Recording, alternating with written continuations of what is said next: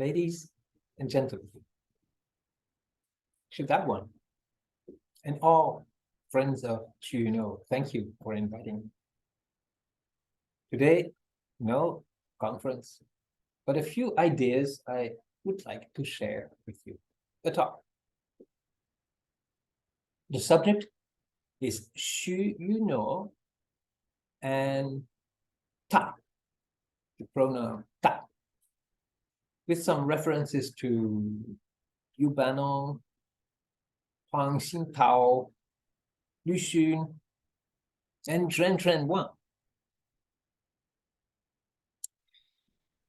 I will offer today a new interpretation of the fifth stanza of the Future Garden, dated the 5th of the 5th month of 1922. And it is 5 lines and called Ta, she. And it was the first of 3 times Xu Yunuo used this pronoun as the title of a poem. In my book, I translated ta, supposing she was a woman. A woman Xu knew, but I didn't. Hence, I was not a little shocked by the unrespectful or downright rude language Xu Yunuo used to speak about. I even softened this rudeness a little in a translation, but now I think I know better. Maybe you always knew better. In that case, I apologize, and you don't have to lose your time listening to me.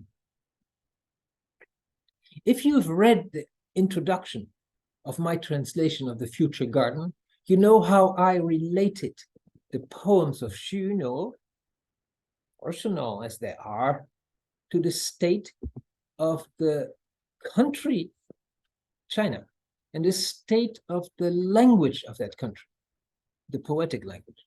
And the country changed from an empire into a republic, and the language of poetry changed from classical to Baihua, real revolutions. One date in that ongoing revolution was May 4th, 1919. A date also in Xu Yunuo's life and formation as a poet. But not only in Xu's, also in the life of another poet I studied in the time I was translating the Future Garden. I mean, Yu Banon. Like Xu Yunuo, Liu was an ardent defender of Baihua. And Yu had some authority as a frequent writer in New Youth. It is highly probable that Xu Yunuo knew Liu's articles and remembered them. And the opposite is less probable. Xu Yunuo was not known by Yu Banon, who in 1920 had left China and lived in London. That year, 1920, was the year of the Battle of Ta, the great and with hindsight decisive battle of the War of Ta, which was to linger on some 10 more years at least. Ta was sometimes used by experimenting women and men, and Yu Banon was most prominent amidst them. That made him sympathetic to me and curious. So in 2020, I published a brochure on his famous poem from September 4, 1920. The poem, Say, How Can I Not Miss Her? often regarded as the first successful use in poetry of the pronoun ha for she.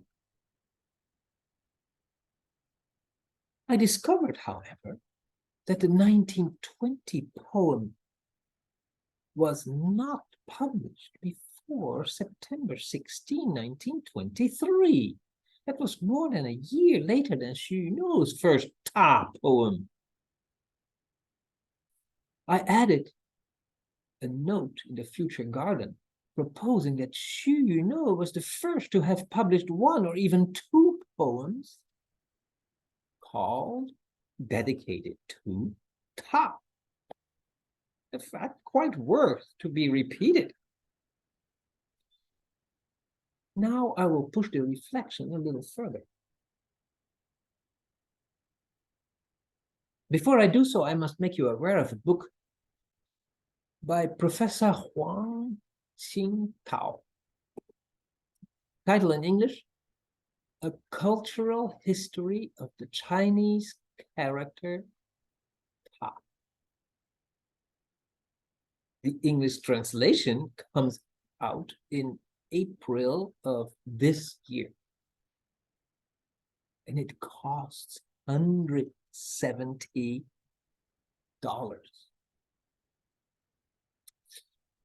So I have only been able to read a few reviews of the book, which was published in China in 2012. I would love to reach out to Professor Qingtao to praise him for his excellent study. However, although I have not been able to check this, I am sadly confident that he didn't include Xu Yunuo, nor my booklet on Liu Banong. If one of you can help me contact Professor Qingtao, I would greatly appreciate it.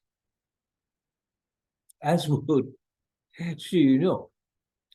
Let's go back to him and his fifth stanza in the Future Garden. In my new reading of it, Ta is not a mysterious woman, but the pronoun itself.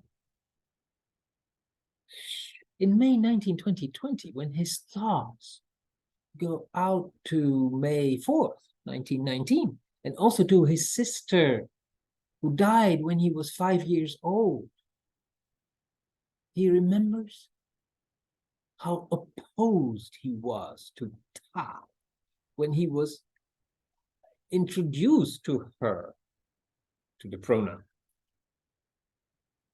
That introduction can very well have been the fierce dispute in China times in 1920 between Liu Banong and Han Bing. Why do I think so? Our poet, Xu Yunuo, evokes an idea expressed by the letter, by Han Bing. Namely, that this Ta for she, just as all knew by Hua, is similar to the braying of an ass. And what does Xu Yunuo write? When I first saw her, she seemed as stupid as an ass. You say a donkey, but ass is worse. In the next line, he recognizes his error, stating that humanity, or man and woman, share the same indivisible matter. And Xu Yunuo doesn't stop there. He admits in the fourth line that he he is not yet completely used to Ta. And to say this, he chooses a curious formula, a Western expression, complete with Western letters. He says, I'm not used to her A, B, C. Now, in the War of Ta, a central argument of the adversaries of Ta was that China should not yield to Western influence of any kind. But for the defenders of Ta, the introduction of a female character for Xi would signify progress on the social level, namely the recognition of what we call gender equality in Chinese society. A Western concept. Xu Yunuo, who was a defender, concludes his poem with a sort of mea culpa, underlining the inherent potential of the new pronoun. And a few days later, he goes one step further when he uses Ta for the title of his poem about his sister, one of the most moving, one of the best of the bundle. For me, it is the confirmation that he sides with Liu Banong in the choice of a new character for the Chinese language. It adds, for me, also an argument in the interpretation of both Liu Banong's short song, ballad, and Xu Yunuo's entire long poem, The Future Garden, namely that she is not just a woman, but the personification of China. The adversaries of Liu Banong in 1920 were not only the reactionary fighters for China's past traditions like Han Bing,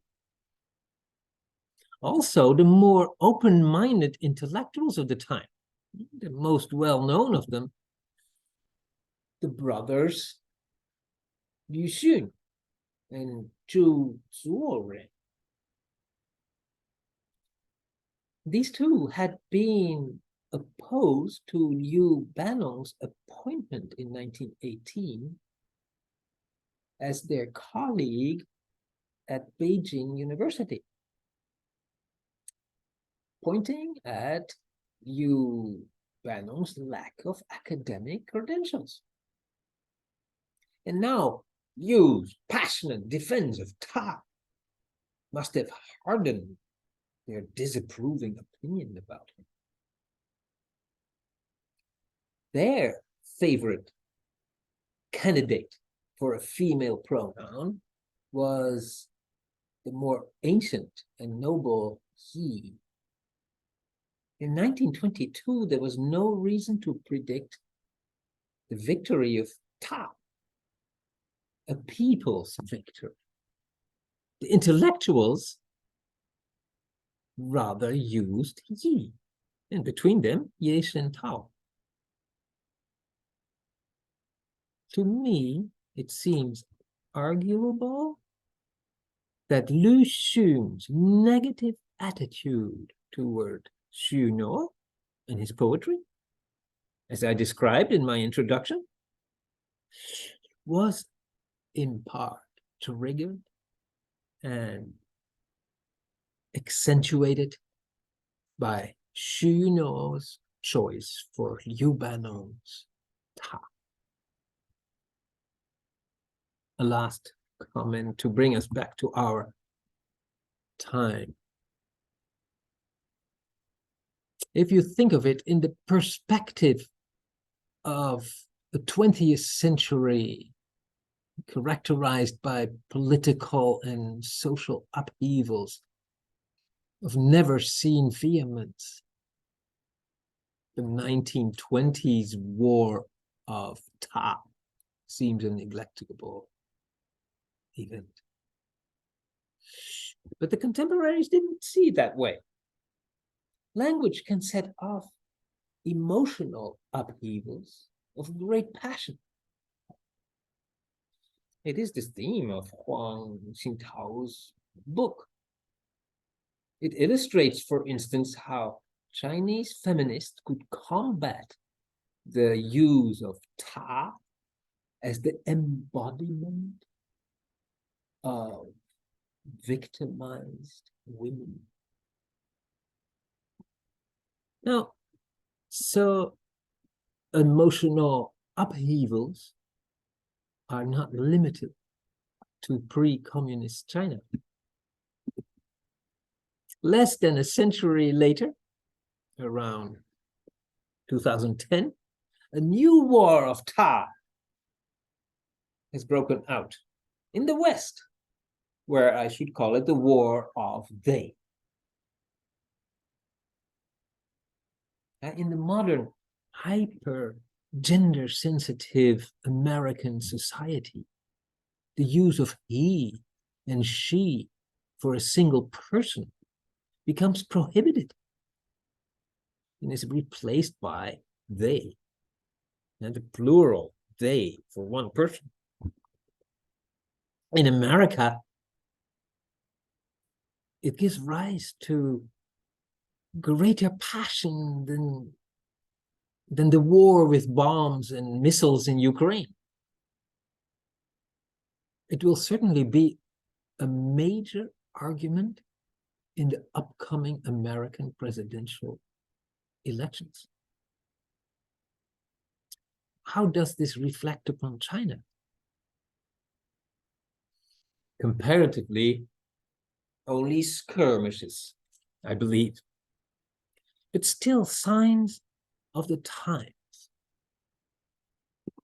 Gender-sensitive Chinese young people, visible, for instance, on Shenreng, Wang, the Facebook, Chinese Facebook, they avoid Ta, the female Ta, because it is gender specific. Now, what in 1920 was perceived as empowering women and enhancing gender equality is today felt as a gender threat. Now, Liu Benong defended female Ta because it was pronounced the same as the old Ta. And today, this condemns it as gender disrespect. In our social media era.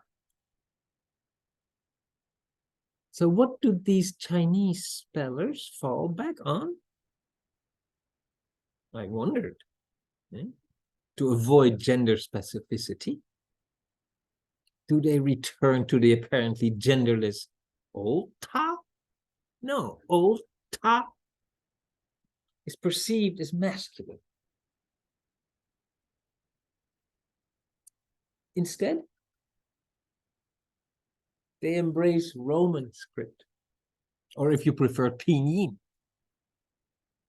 Instead of Ta men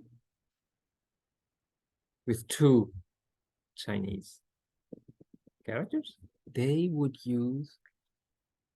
write Ta, T-A, in Western letters, men, the Chinese character. Would that be Western influence? For me, I join Xu Yunuo in his 5th stanza. I still cannot pretend to understand their ABC. Thank you very much.